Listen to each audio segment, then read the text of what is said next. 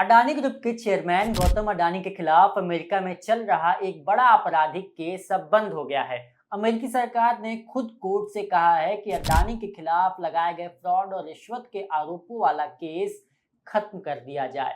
लेकिन कहानी में ट्विस्ट ये है कि केस बंद करने की इजाजत देते हुए अमेरिकी जज ने सरकार के इस फैसले पर कुछ सवाल भी खड़े किए हैं। जज ने कहा कि केस खत्म करने के फैसले में कुछ ऐसी अनियमितताएं हैं जो चिंताजनक हैं।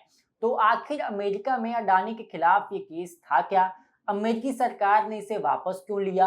और क्या अमेरिका में 10 अरब डॉलर का निवेश करने के अडानी के वादे ने इस फैसले को प्रभावित किया है? आइए आसान भाषा में पूरी कहानी समझते हैं।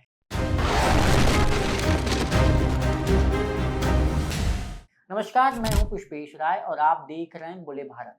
दरअसल अडानी के खिलाफ अमेरिका में ये मामला साल 2024 में शुरू हुआ था। अमेरिकी प्रोसिक्यूटर्स ने गौतम अडानी और उनके सहयोगियों पर आरोप लगाया था कि भारत में एक सोलर एनर्जी प्रोजेक्ट की मंजूरी हासिल करने के लिए भारतीय अधिकारियों को रिश्वत दी गई थी। इसके अलावा अमेरिकी अधिकारियों ने ये आरोप भी लगाया था कि अडानी ने अपनी कंपनी के एंटी करप्शन रिकॉर्ड के बारे में अमेरिकी निवेशकों को गुमराह किया था। अडानी ग्रुप शुरुआत से ही इन आरोपों को बेबुनियाद बताकर खारिज करता रहा। अब करीब 2 साल बाद अमेरिकी सरकार खुद इस केस को खत्म करने कोर्ट पहुंची।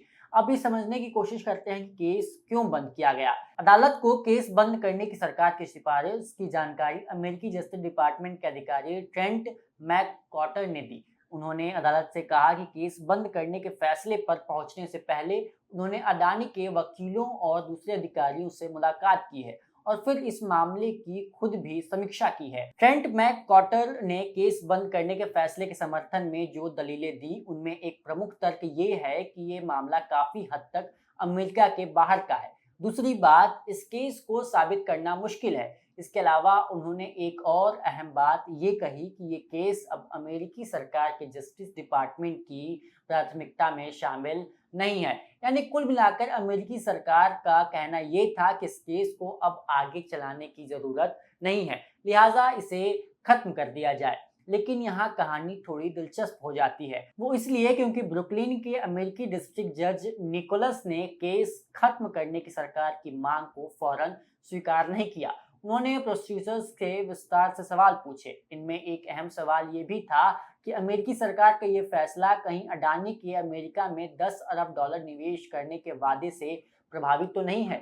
अमेरिकी सरकार ने जज को भरोसा दिलाया कि केस वापस लेने का फैसला अडानी के निवेश के वादे से प्रभावित नहीं है। जज ने सरकार की इस बात को मान लिया। इसके बाद जज ने केस बंद करने की इजाजत तो दे दी, लेकिन जस्टिस डिपार्टमेंट के तरीके पर कुछ सवाल भी उठाए। जज का कहना था कि मामले को खत्म करने का फैसला जिस तरीके से किया गया, उसमें कुछ गड़बड़ियां नजर आती हैं। जज ने कहा कि इस फैसले तक पहुंचने के दौरान जस्टिस डिपार्टमेंट के अधिकारी ने अडानी के डिफेंस लॉयर से तो बात की, लेकिन केस की जांच करने वाले प्रोसिक्यूटर्स और इन्वेस्टिगेटर्स को इस प्रक्रिया से बाहर रखा गया। उन्होंने कहा कि केस खत्म करने की प्रक्रिया से जुड़ी ये बातें चिंता पैदा करती हैं। यहाँ एक दिलचस्प तथ्य ये भी है कि इस केस में अडानी की तरफ से वकालत कर रहे रॉबर्ट जोसेफ ग्रिफा दरअसल अमेरिकी राष्ट्रपति डोनाल्ड ट्रंप के निजी वकील भी हैं। इस निर्णय में कोर्ट ने टिप्पणी इस बात की है कि सरकार को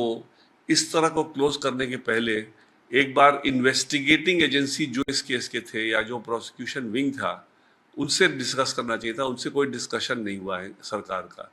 लेकिन उस डिस्कशन ना होने के बावजूद जो जस्टिफिकेशन सरकार ने दिया कि जब Bombay high court PIL entertain नहीं कर रहा है इसी मामले पे, दिल्ली हाई कोर्ट भी पीआईएल एंटरटेन नहीं कर रहा है इसी मामले में, और कंपटीशन कमीशन ने भी इस मामले में क्लीन चिट दिया अडानी जी को, तो इसलिए जब इंडिया में जो करप्शन जो एलिगेशन इंडिया का है और इंडिया की कोर्ट ही अगर नहीं करना चाहते तो यूएस कोर्ट में इसको साबित करना भी बहुत मुश्किल होगा। इसलिए मेरे को लगता है कि कोर्ट के पास कोई बहुत ज़्यादा विकल्प नहीं था एक्सेप्ट करने के लिए। अमेरिकी जज ने ये भी कहा कि केस बंद करने की सरकार की सिफारिश को स्वीकार करने के उनके फैसले के आधार पर यह तय नहीं किया जा सकता कि शुरुआत में लगाए गए आरोप सही थे या गलत। और ये फर्क समझना बहुत जरूरी है कि केस बंद होना अडानी को आरोपों में निर्दोष घोषित किया जाना नहीं है। जज ने ये भी साफ किया कि उनके फैसलों को जस्टिस डिपार्टमेंट के दलीलों को सही ठहराने वाला फैसला नहीं माना जाना चाहिए।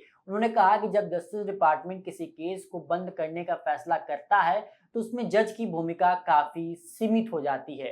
केस खत्म होने का फैसला सामने आने के बाद उद्योगपति गौतम अडानी ने अपनी सोशल मीडिया पोस्ट में इसका स्वागत किया। उन्होंने कहा कि मुश्किल दौर में उनका भरोसा सच्चाई, निष्पक्षता और कानून के राज में बना रहा।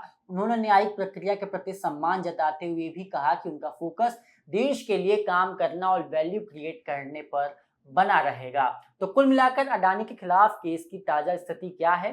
कानूनी तौर पर ये असर है कि आज के दिन में जो भी क्रिमिनल केस अडानी के खिलाफ यूएस में चल रहा था, खास करके इस सोलर टेंडर के मामले को लेकर के, वो अब केस खत्म हो गया है और वहाँ उनके पास कोई वहाँ के बिजनेस करने में या कोई उनको कोई हस्तक्षेप उनके ऊपर नहीं है वहाँ या यहाँ, या उनको कहीं भी ये दिखाने के लिए कि हाँ इनके खिलाफ एक केस चल रहा है, वो खत्म हो गया। तो उसका जो फायदा होता है हर जगह, वो फायदा उनको मिलेगा।